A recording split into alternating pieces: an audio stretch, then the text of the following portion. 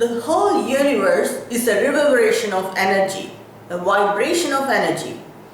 When there is vibration, definitely there will be sound.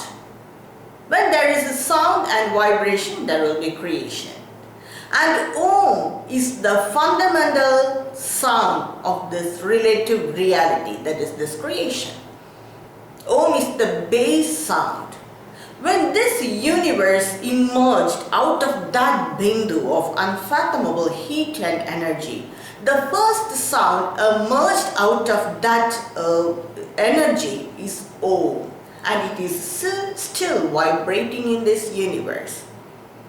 Om is the combination of three basic sounds, that is A, U and If you notice, that we do not need the tongue to pronounce these base sounds as well as Om. A, U, and O. We can use only the lips to pronounce it. We do not need the tongue to pronounce these base sounds. And all the other sounds are the combination of these three base sounds.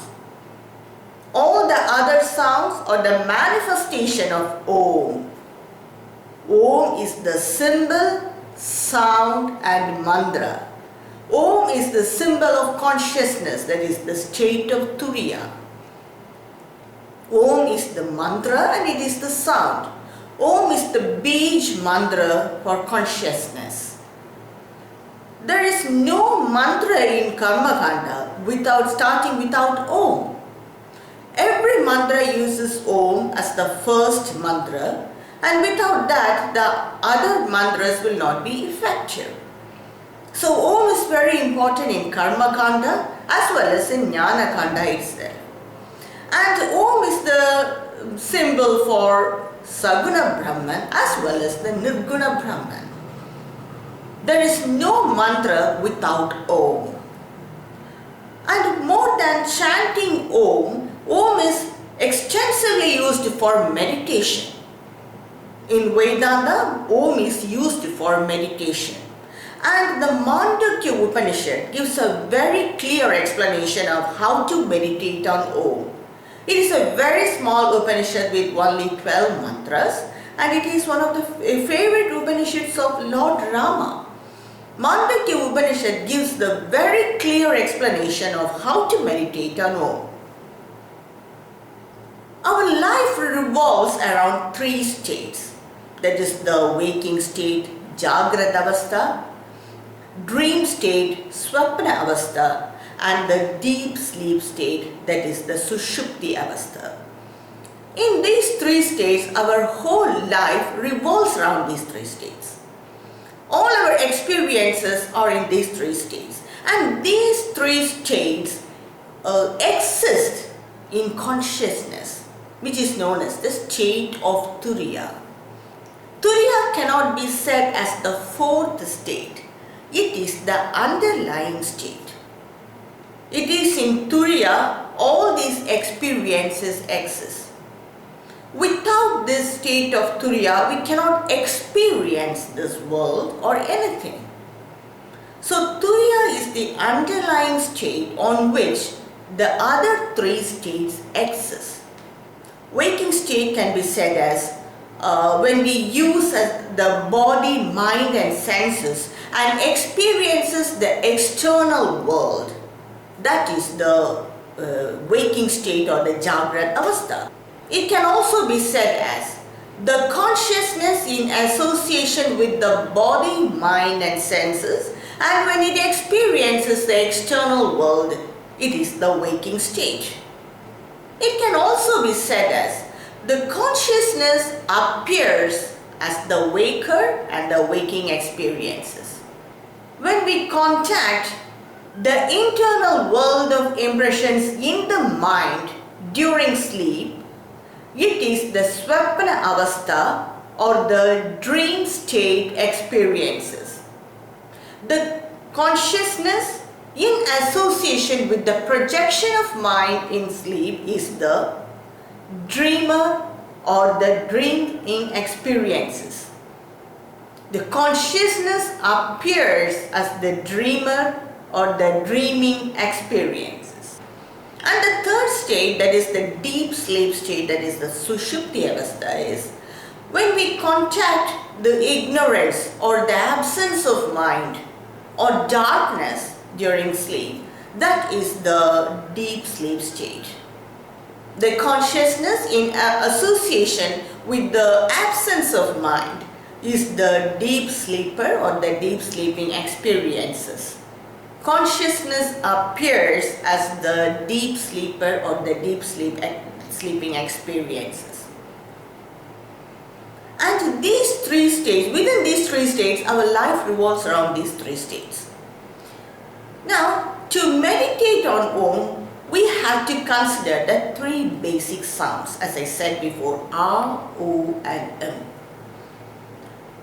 We should not pronounce Om as this. We should not split Om when we pronounce it or when we chant it as a mantra as A, O, M. That is not the way Vedanta philosophy advises. Because according to the Sandhi rules of Sanskrit, when you join A and you get only the sound O. So it must be chanted as a mantra as Om only. That is how the Vedanta philosophy says. But for meditation, we have to consider the three basic sounds of Om.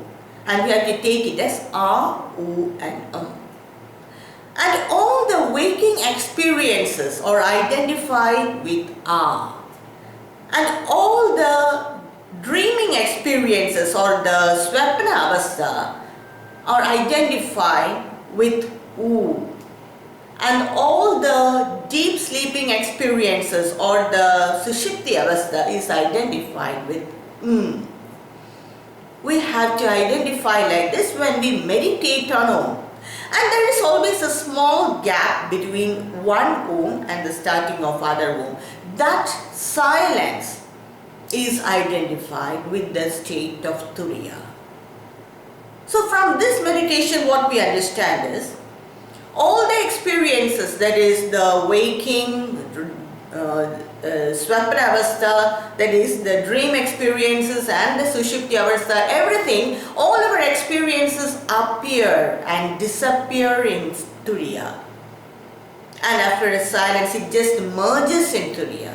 And after that merging for some time, it again arises, appears, disappears, appears, disappears. That is how the creation goes on. This can be very clearly understood from O.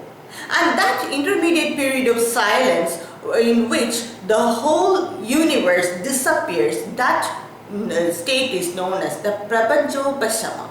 Because all the experiences disappear in silence or disappear in consciousness or disappear in Turiya. After that again it emerges, stays for some time. It may be millions of years, but it stays for some time and again it disappears. No.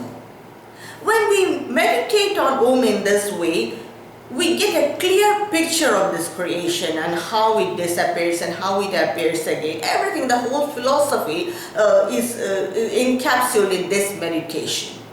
When we meditate on Om, we can very quickly connect with this universe.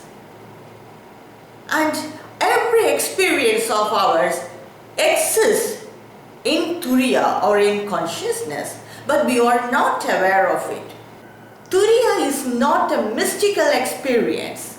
It is the basic nature of man. That is the fundamental nature of man.